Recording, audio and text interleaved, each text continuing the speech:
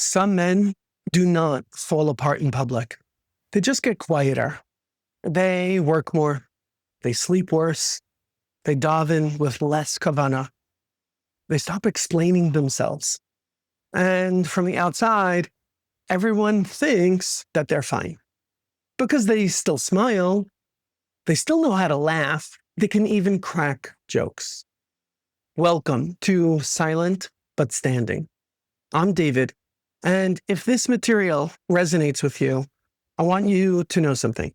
I have been in your shoes for far too long, feeling very alone, feeling lost, feeling like my words did not matter to the people closest to me, feeling dismissed by the people I loved, feeling erased in real time by the people closest to me, feeling like I did not have the words to describe the house of mirrors I was living in, the emotional prison, the confusion, the constant second guessing, the quiet feeling that something was deeply wrong, even when I couldn't fully explain it yet.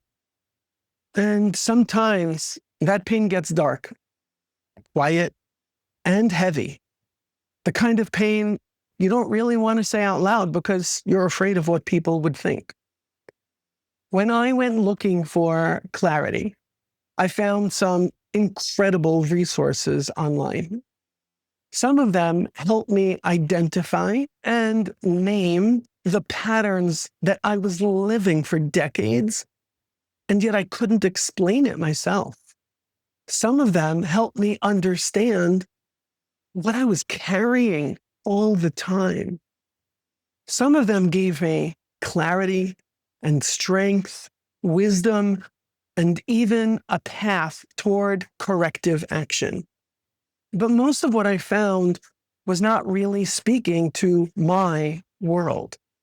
A lot of the wonderful, incredibly helpful content that I found online was focused mainly on women and the difficulty that women have in challenging relationships. And a lot of the other material focused on a Christian perspective. By the way, amazing, amazing material. I got the best chizuk possible from the Christian material that I found online, quoting the Tanakh and putting things into perspective for me.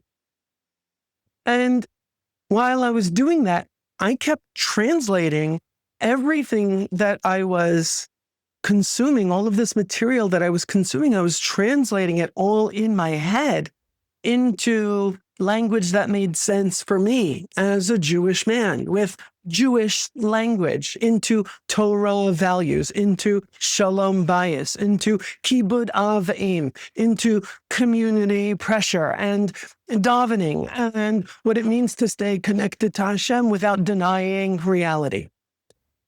Over time, with help, the type of content that I consumed, it was so incredible for me that I learned how to recognize unhealthy patterns in my life more clearly. And today, it's completely black and white. It's totally obvious to me.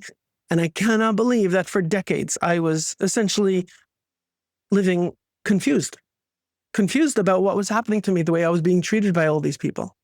I learned how to stop dismissing what I was seeing and what I was feeling, how to set healthy boundaries with people, how to seek wise guidance from experts, how to take appropriate corrective action, and how to make some dramatic improvements in my life without becoming bitter or reckless or disconnected from Hashem. Eventually, I started asking myself, where is this conversation for Jewish men? And that is exactly why I created Silent But Standing. This channel is for Jewish men carrying quiet, emotional, spiritual, and relational pain while still trying to hold on to dignity and truth and emunah.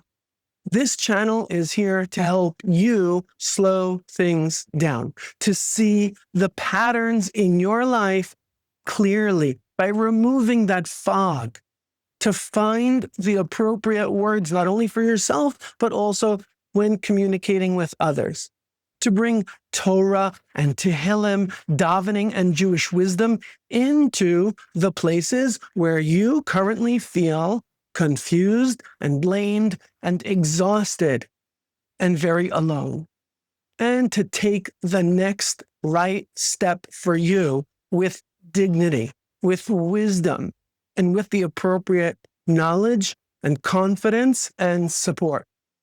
Because shalom bayis does not mean disappearing. Patience does not mean self-erasure. And emunah does not mean confusion. Subscribe to Silent But Standing. You may be silent, but you are still standing.